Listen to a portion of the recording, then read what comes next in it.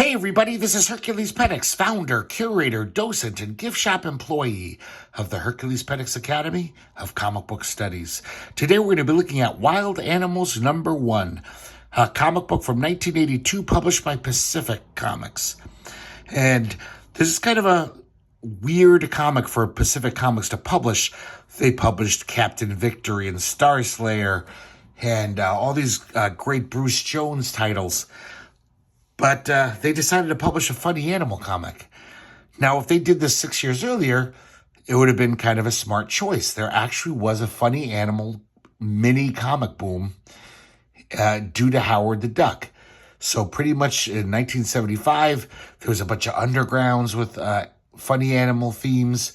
Obviously, there was Quack from Star Reach, which was all funny animal anthology. And there was a resurgence.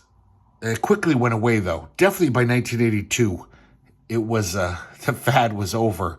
Even though Captain Carrot came out maybe a year later, but that was a fluke. So it's kind of weird why they published this, and it's no surprise that these were quickly found in quarter bins throughout America, and that's where I got this one. It still has the stamp on it from the store where I got it. This is the brainchild of Scott Shaw. He edits this whole anthology. He also draws this cover, and this cover is kind of interesting. I just noticed this last night. Is if you look at the background, the buildings here, they're kind of painted, kind of lushly, and all the figures are just line art. So it gives it like this cell animation type effect. And I found out on the Grand Comic database that the guy responsible for painting this, because I don't think Scott Shaw ever learned how to paint. I've never seen him paint. It's Richard Hescox, who went on to be a great fantasy sci-fi paperback cover illustrator, painter. Really good stuff. And he even did like a couple covers for Savage Sword of Conan in the 70s. He did the cover to the comic book adaptation of the Swamp Thing movie. So he has a few connections to comics, but mostly he did hundreds of sci-fi fantasy book covers. The figures are inked by someone named Walter Stewart, and this is all over Scott Shaw's pencils. Pretty fun cover. Here's the title page. So this first story is a Scott Shaw production for the most part. And it features his character, U-All Gibbon, who was created for Quack in 1976. He was in the first 3 issues. I'm not even going to tell you what character from the 70s he's parodying. It's such a dated reference. It's kind of ludicrous. But in 1976, it was kind of a timely gag, but very dumb. So we start the story off with a recap of what U-All Gibbon has been up to in those first few Quack issues. And basically, U-All Gibbon's adopted pet, Dogzilla, was attacked by Dr. Pointer S. Toxin, a reporter for Howlin' Stoned. He was on an assignment to track down the mythical media monster, Pigfoot. And he was soon aided by U-All's nephew, Buffalo Chimps, who I remember as a kid, I think he was trying to be like John Denver. He was like a knockoff of John Denver. But they disappeared while they were looking for Pigfoot. And the months passed. So Scott Shaw loves to have little sight gags in the background. This one is so dumb, but I kind of like it. October, Septober, Feptember. It's just so odd. So basically, U-All Gibbon and Dogzilla set out in search of our 2 adventurers. Dogzilla kind of gets separated from U-All, and U-All finds himself in a cavern, which actually turns out to be a tunnel. And when he comes out of the tunnel, he's in the land that time ignored. And there's all these dinosaurs around. So I forgot to mention, Ewald Gibbon is known as the junk food monkey. That's kind of his shtick. So this kind of interesting here, these credits. So Scott Shaw wrote it and penciled it. But he did that in 1978.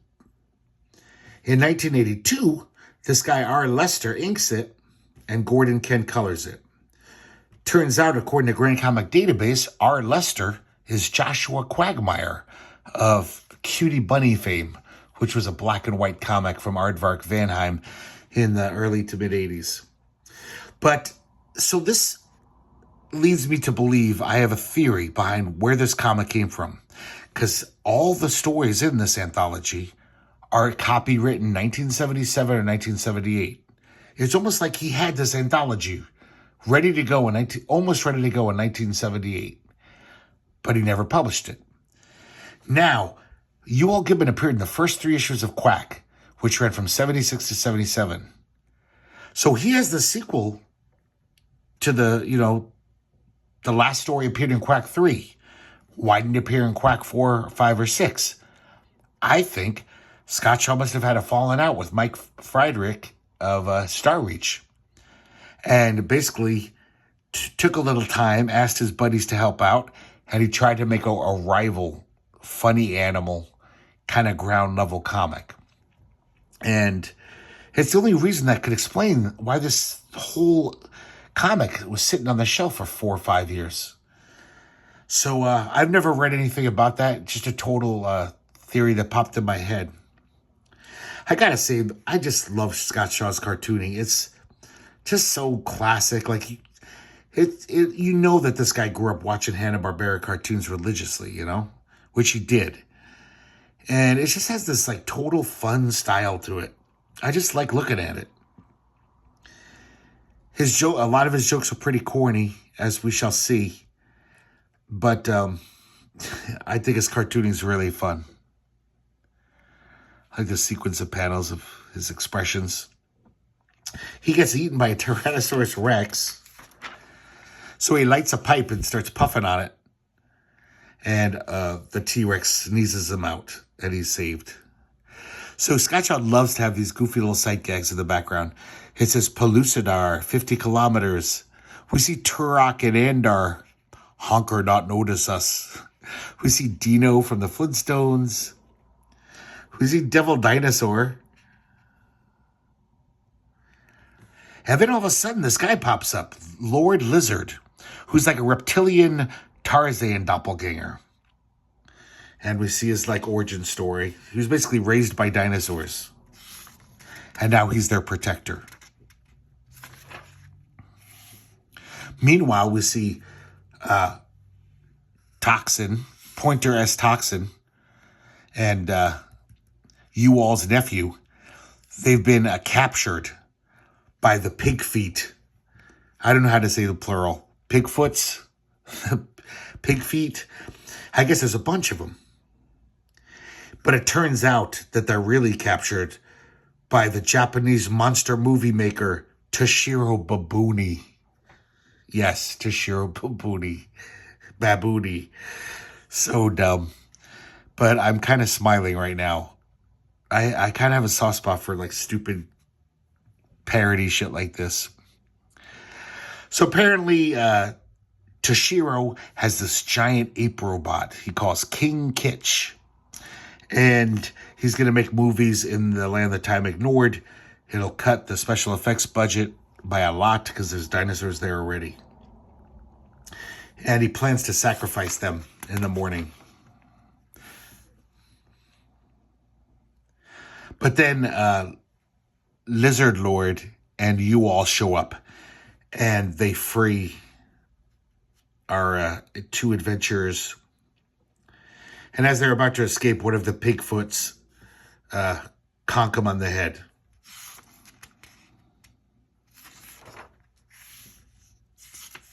So they wake up the next morning on the sacrificial altar.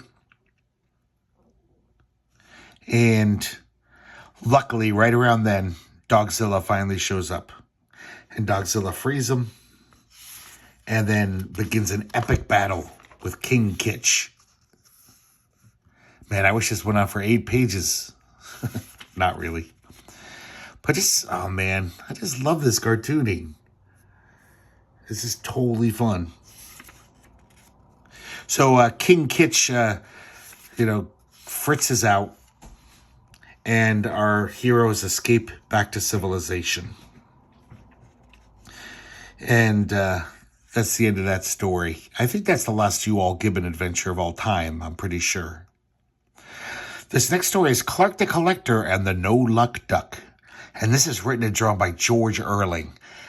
George Erling was a very prolific mini-comic cartoonist.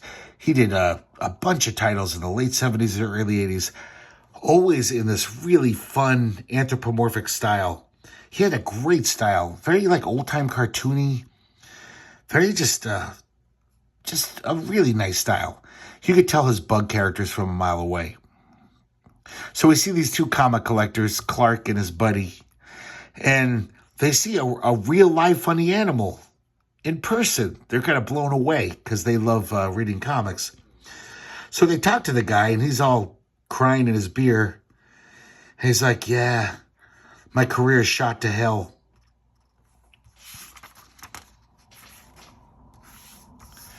And then we see the comics that he starred in. This kind of reminds me of The Seduction of Mike by R. Sikoryak. Basically, in this reality, this cartoon character is almost like an actor who gets parts in different comics.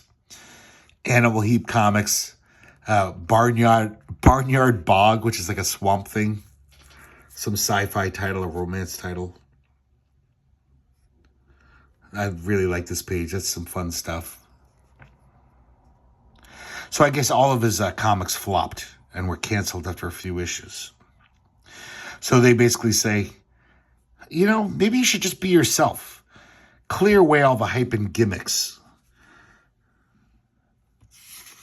And the duck says, you mean I should be like before I was before all this funny animal biz started? And he takes off his duck suit. And it turns out he's really Captain Cornball, some kind of goofy superhero. And our two main characters are like, wah? So, not very funny. I should have prefaced this video with saying, this is not the best comic.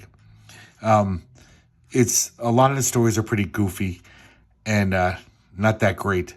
But I just love the funny animal cartooning in it. So I can't get rid of it. Here's Lackluster Lizard by Jim Engel. Jim Engel had a comic in The Comic Reader, which was billed as the TV guide of comics back in the 70s. My brother had a subscription, so I read it I think it came out every other week. And it was, if you were a comic fan back then, before the internet, it was indispensable. But he had a comic called Bullet Crow with this great cartoony style. And as we can see, he does have this great cartoony style. This strip is kind of a fun homage to underground comics. This cartoon character says, I'm going to play with this ball for the next 9 panels. And then this omniscient voice says, you're going to bounce the ball for the whole strip?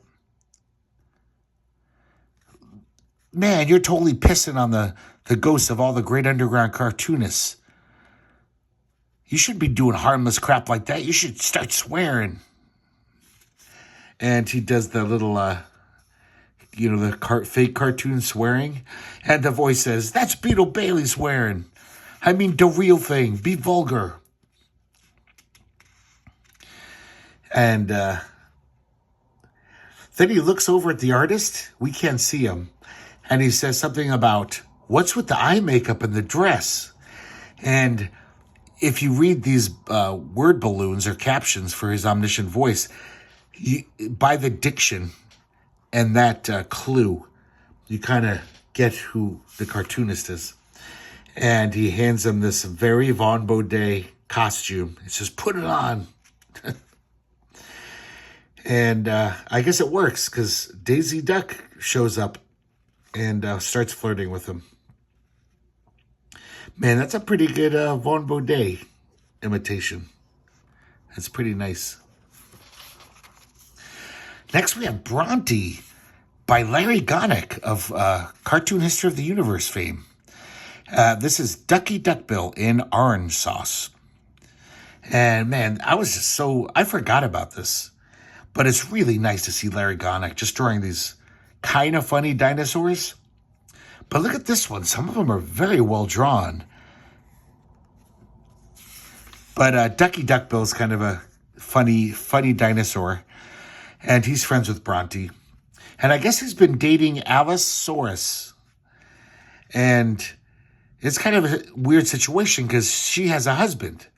But he's been seeing her on the sly. He's really into her. So here we see Alice Saurus, and she's all macking on him. And they're getting on like a house on fire. And so Ducky Duckbill says, "Oh, why don't we retreat to somewhere dark and secluded?" And Alice Saurus leads Ducky right to her husband, who's sitting there at a dinner table with a candle. And he's like, "Ooh, you brought me a plump one this evening." So the whole thing was a ruse. They just want to eat Ducky. Ducky says, "Guys, don't you know the duck-bill dinosaur tastes terrible? My meat is horrible tasting. But if you could have duck-bill dinosaur with orange sauce, you'd be amazed." He starts describing the recipe to them, and he has them drooling. And he says, "Want me to whip some up?" And they're like, "Yeah." So he says, "Okay, I'll just be off to get those oranges. Very rare, only recently evolved." And so he takes off, obviously just to escape. He's not coming back with any oranges. And then we see him with his new girlfriend, Struthy Omimus. Pretty dumb, pretty goofy gag. Not that funny, but I really like this art. Seeing Larry Gonick just do a fun dinosaur comic for kids, kind of. Maybe there's more of those somewhere. I don't know. We have another Jim Engel page, The Hairy Canary and Toys Will Be Toys. I don't get this one at all. It's pretty dumb. Maybe I'm just dumb and I don't get it, but I think it's just dumb. But I do like his cartooning. So this is interesting. Now we have another Jim Engel comic, one-pager, in a totally different style. It's called Bungalow Bill, and there's a couple of these in this comic. And as you can see, it doesn't look anything like the two Jim Engel strips we just saw. It is very much an homage to George Harriman. And more specifically, obviously, to Crazy Cat. They all talk in that crazy kind of patois with lots of slang and words that have double meanings and misspelled. The obvious Harriman backgrounds. But like a lot of Crazy Cat strips, well, some of Crazy Cat strips, it's kind of over my head. I don't know. They're kind of nonsense. It's basically just kind of being cutesy, playing around with that whole fun little dialect humor. But man, it looks good. I like this this cartooning. Here we have a Sergio Aragonés strip, a short story. And we see this family of apes, of gorillas. And one day, this little tiny gorilla is born. He's a runt. And as the years go on, he never grows. Everyone else gets bigger, and he just stays a little tiny gorilla. And he was completely ignored. Everyone, all the other gorillas mocked him and rejected him. So feeling totally demoralized, he just took off on a log one day. And he floated into the ocean. It's a really nice panel by Sergio. Good water, and it's almost like serious art. So he finds himself on this island. He makes it to this island, and there's all these dinosaurs there. And he has to beat them up every day to survive. So I think you know where this is heading. And then one day he hears jungle drums and he follows them. And he's King Kong. Sergio even says, I don't have to tell you the rest of the story. You know it already. So not that funny, but really nice seeing some nice Sergio Aragonés art. Especially in this color, this newsprint paper. I kind of like how the colors look on all these funny animal comics on newsprint. Pacific Comics, almost all their titles were like slick paper, really nice color. But a few of them were on newsprint, especially when they first started. Here's another Bungalow Bill strip by Jim Engel. And look at this. This looks just like a Crazy Cat page almost by all the layouts. I wouldn't be surprised if he just took an old Crazy Cat page and used it as a template for this strip. So this next comic is Crawford Crow in Mole in a Hole. And it's just a cute little gag strip. This guy's got a kind of fun little style. I like this one at the bottom he does. Oh, I forgot to say, like, his name is, I think it's Brian Norell. It says by Norell. And I think on GCD it said Brian. But I like this. We see some kind of ibis. Like his crazy horns. And when he sneezes, they straighten out. I just thought that was cute. I should cut it out and put it on my refrigerator right next to my Family Circus comic. And here we have the beautiful Rick Geary. This is such a weird Dada strip. It's the presidents of the United States. But it's just, every president is just a well-drawn animal. And they don't even kind of coincide with the president. Like Nixon is this cute little field mouse. I mean, he's not this snake. Some people might think, oh yeah, he should be this crocodile. But no, he's a cute little mouse. Just very odd. This was reprinted in the At Home with Rick Geary book that we looked at last year. These are so well done, though, these drawings of these animals. And Rick Geary's pretty young here. Oh, so this does say 1982. So maybe, if my theory is correct, my crackpot theory, maybe Scott Shaw just got a few contributions in 82 to round this out so it could be published by Pacific. But relatively, I guess at this point, Rick Geary had drawn a lot of mini comics and stuff, but just masterful drawing skills. So good. So there you have it, guys. Wild Animals #1. I don't know if I could justify keeping this in the Academy, but then again, I don't have to. I just like it. I own the Academy, so I'll do whatever the fuck I want. So I think I'm going to definitely keep this comic. It's not very great. I don't expect any of you to go looking this up on eBay. But if you do like funny animal cartooning, it's kind of nice to flip through, even though the stories aren't that great or that funny. There's a few good gags in here. But for the most part, it's all about the cartooning. And, well, I liked looking through it. I hope you guys did too. And I hope to see you again here at the Herculespetix Academy of Comic Book Studies.